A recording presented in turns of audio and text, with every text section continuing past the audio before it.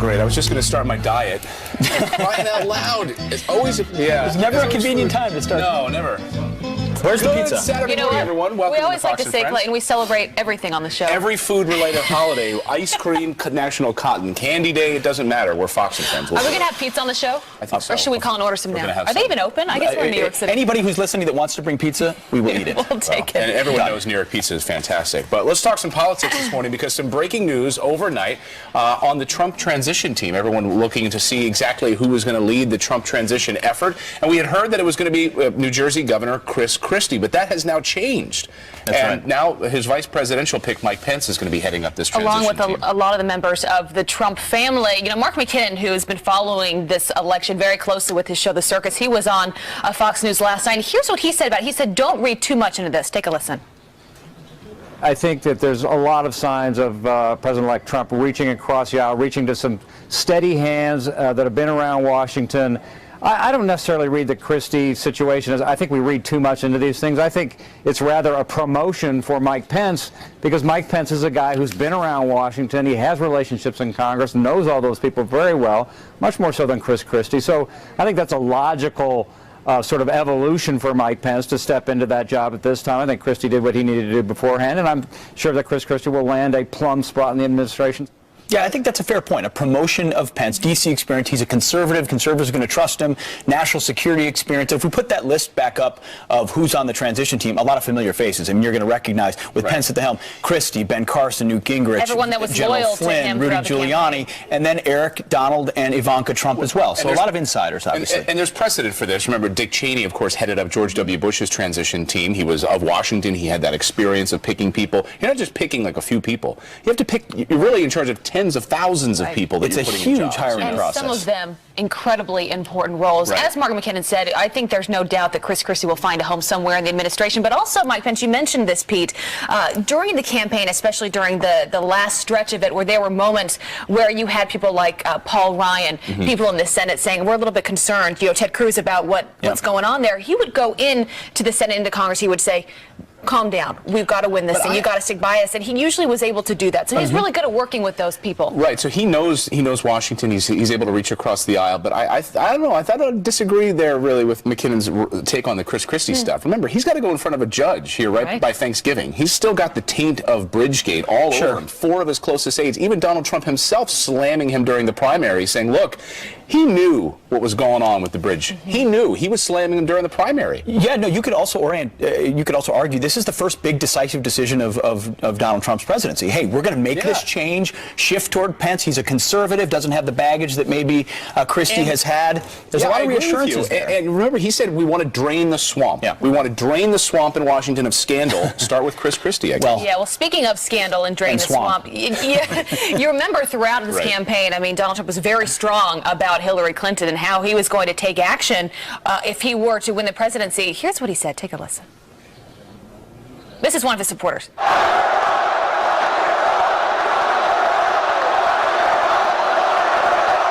So this is one of his millions of supporters. Many say lock her up. No, every rally. Remember, every rally, lock her up, lock her up. Then you had a second presidential debate. He in response to questions said maybe she needs to go to jail. I mean, and talked about appointing a special prosecutor. But just yesterday, there's new speculation that that may not be the case. That he may walk back from that a little bit, dismissing talk of a special prosecutor to investigate. He didn't say no. He just said, and I think it's a great quote. Yeah, it's not something I've given a lot of thought of because I want to solve healthcare, jobs, border control, and tax reform. If you have limited political capital, maybe you spend it on something. And maybe these phone calls that he's had over the past few days. So he sat down with 90 minutes with President Obama. And maybe President Obama behind closed doors says, you know, if you're going to go that route, I have the power of the pardon. So maybe you just don't want to waste your time with that. He had a nice sit down with President Barack Obama. But he also, as you said, talked to Hillary Clinton and had some nice things to say. Listen to this. Hillary called, and it was a lovely call. And it was a tough call for her. I mean, I can imagine. Tougher for her than it would have been for me, and for me it would have been very, very difficult. She couldn't have been nicer. She just said, congratulations, Donald. Well done. And I said, I want to thank you very much. You were a great competitor. She's very strong and very smart.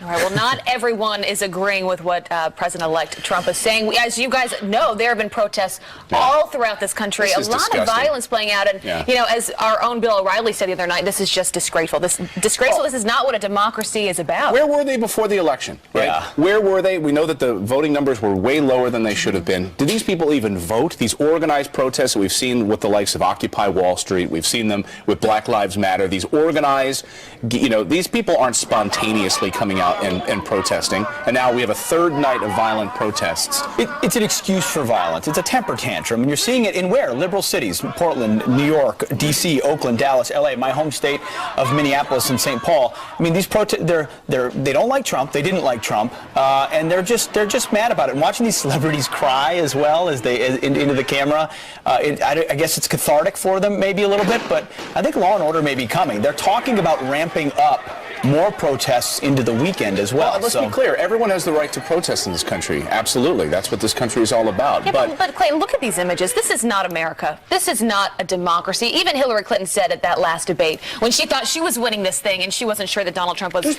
going to accept it, she said, we live in a democracy. You respect whatever the voters decide. And I will give her credit. She has come out since losing this race, and she has been graceful. She has been saying we need to come together. This is a time where, you know, we need to support the person who was elected. Do you think, though, that we need to hear more from Hillary? That we need to hear President Obama say, look, let's turn the page. Yes. Let's give this leader a chance right now. And these protests, they've got to stop. We've got to, you know, tamp down this violence. Well, what about a joint statement? Some have suggested that maybe Obama and Trump could come out together and say, hey, we understand the right to protest. That this is our country.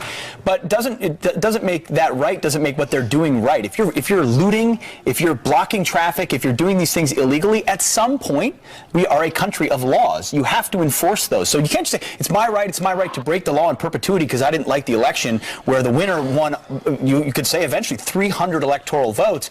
That's just lawlessness. You're seeing the manifestation of 8 years of Barack Obama, where they think law enforcement doesn't have to enforce these laws, that they are entitled to a Hillary Clinton presidency, and it's bearing out before us. At some point, you got to stop it. You've seen, I'm sure you've all been reading these nasty stories about people being yelled at gas stations, you know, after on the Trump side of things. We just got to come together as a country, and these sorts of you know what, we forget that we have lived through months of just a very, very divisive election, and you know, I've been on the road this past week. You have too, Pete, and talking to the voters and hearing about the things that they're concerned about, many of which we've talked about this invisible voter here on Fox and Friends, and how many people secretly were supporting Mr. Trump but didn't want to publicly say anything in fear of being hurt or being fired from their job or you name it. And I talked to folks last week who said, for the first time, I can actually publicly say that I did vote for him. This is the country that we're now living in. I think that's why you have a lot of leaders saying, let's come together. Even Oprah Winfrey, of all people. So you remember? So Oprah, you don't expect to hear that. Are we going to Oprah now to heal? Hold on, before we get to Oprah and heal ourselves, remember, she supported Obama, of course. Yes. But she was heartened. And Clinton. And Clinton, of course. So listen to her on Entertainment Tonight talking about Donald Trump and President Obama coming together. Can Oprah heal us all?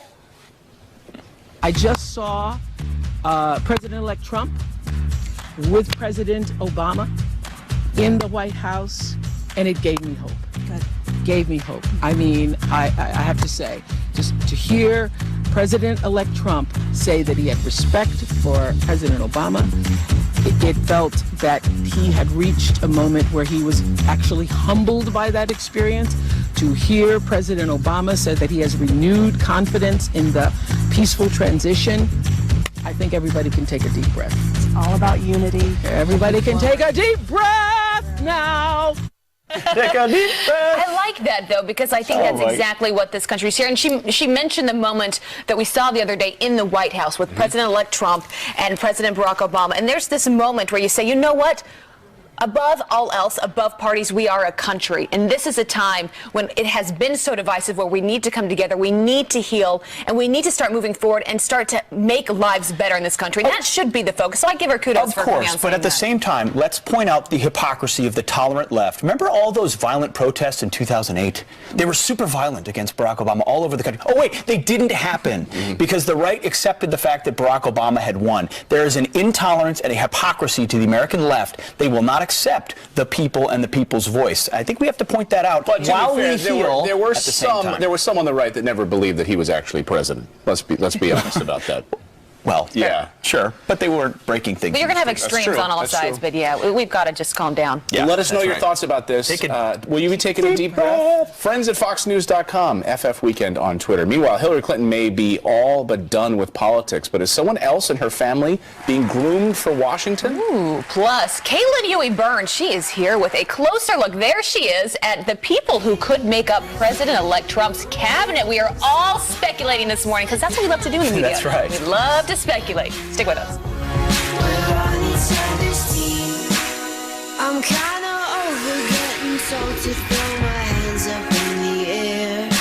Donald Trump is narrowing down his choices for leadership roles in his administration. So who are some of his top picks? Let's bring in Caitlin Huey Burns. She's a national political reporter for Real Clear Politics. We've got the chalkboard with some faces. Nice to see you this morning. Good to see you too. Thank All right, you. so let's go through some of what we know. Now, none of these have been confirmed yet. Exactly. None of these have been confirmed. A lot of this is speculative, but we're hearing from the campaign some names that have been being tossed around. And the important thing to remember here is that Donald Trump does not have experience governing. So he's going to be seeking help from some Washington insiders who have been around this game for a long time, while also going outside the political system. So there might be a little mix here. Okay, let's start with the Treasury Secretary. And if we've got a shaky economy, who do we hear? Steve Mnuchin has been controlling the Trump campaign's financial team. So he's someone to consider here.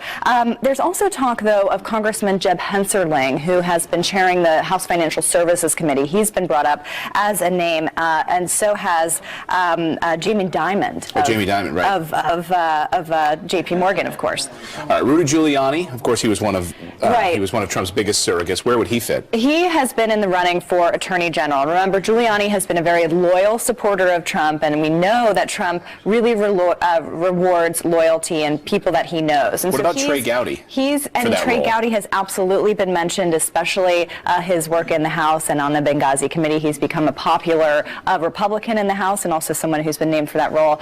Also, talk of perhaps Jeff Sessions involved in some way. For this role? Not quite sure yet, but he's been tossed around for some other things as well. Another big surrogate, we saw him often here on Fox, Newt Gingrich, former Speaker of the House. Where would he? There's a lot of talk about Newt Gingrich being Secretary of State. He's often been mentioned for that role, as has Senator Bob Corker, who, as we know, chairs the Foreign Relations Committee. And he was, remember, talked about early on as a potential vice presidential candidate, but he's been very involved. So has Ambassador John Bolton, who we know from this show. You know, I got to say, I don't see a lot of diversity. Right, exactly. That's something that this It's a bunch of old white guys. Exactly. They're going to have to bring in some new Any women? faces. Sarah Palin has been Palin. Now, I saw this the other day, and I think a lot of people thought, really? Is this for real? She's been or is talked this an internet about meme? as Interior Secretary. There have been other names tossed around, but she's been wanting a job in this administration. She's made clear. It's not clear, though, whether she will be picked. So Interior Secretary, what does that do? National Park Service? Right, exactly. And so that could fit her. The position that I'm looking most closely at, and I think is one of the most important decisions the president makes, is Chief of Staff. This is someone who has One of the most president's important ear. roles. One of the most important roles. It's very behind the scenes, and a lot of people don't really know, don't really focus on that. But this is someone who's going to be key in running the president's schedule, making those relationships with Congress. So there are two people that have been in the news being considered. Reince Priebus, of course, who was the RNC chair, still is, has been very key in establishing those alliances with the Republican establishment and party, and that could be very valuable to someone like Trump who doesn't have necessarily those connections. However, there's also talk of Steve Bannon, who was his campaign From Breitbart chairman News. of Breitbart News, and that would be an extremely controversial pick, and that would signal that he's not very interested in unifying the party and unifying both parties and establishing some kind of peace and calm on Capitol Hill. Yeah, do you think that's going to happen? It would it would be very surprising. But we know that he's been very close to Trump, has been advising him throughout this campaign. I think Reince Priebus is someone that everybody in Washington kind of hopes he goes towards. Somebody else we saw, and obviously he ran against him, but then he came out supporting him, and he was a pretty vocal supporter, was Governor Mike Huckabee. Yeah, there's some talk about Huckabee being Commerce Secretary. Of course, Huckabee was a former governor, also ran for president a few times. He's been talked about. What about Kellyanne Conway? So Kellyanne Conway is someone I envision more in a communications role. Remember, she was the campaign chair, she ran the campaign, but she was very much the messenger and the face of the campaign. So somewhere, maybe not in the cabinet, but somewhere perhaps as communications director, secretary, really being in charge of the message and controlling that message, I think would be a good role for her. Ben Carson has been talked about perhaps as Health and Human Services Secretary, or there's even been talk of him as Secretary of Education. And I would just move him down to this role because that's been talked about most likely, although Trump and other Republicans have talked about diminishing the role of the Education Department. So we'll see. And finally, Chris Christie, I mean, you know, if you want to drain the swamp in Washington, you've been talking about that as Trump has, and now we know that he's not heading up his transition team. Is he out? Right. I think it would be very controversial to bring Christie into this administration, given everything that's going on, that has been going on with Bridgegate. Trump ran against a scandal in the White House, and it would be very difficult for him to bring someone in. Governor Rick Scott has been talked about for Health and Human Services before, and you know we still have Michael Flynn as perhaps Defense Secretary. All right, coming up, playing on the transition team bingo. We'll be playing that later this afternoon. Caitlin Huey-Burns, great to see you this morning. Good to see you too. Thanks. All right, a third night of anti-Trump protests spreading across the country. Is it time for President Obama to call for calm? David Webb and Danielle McLaughlin are here for a fair and balanced debate. That's next. And it was one of President-elect's favorite targets in the corrupt mainstream media. I put down failing at New York Times. The newspaper's going to hell. Maybe we'll start thinking about taking their press credentials away from them. Well, this morning, the Times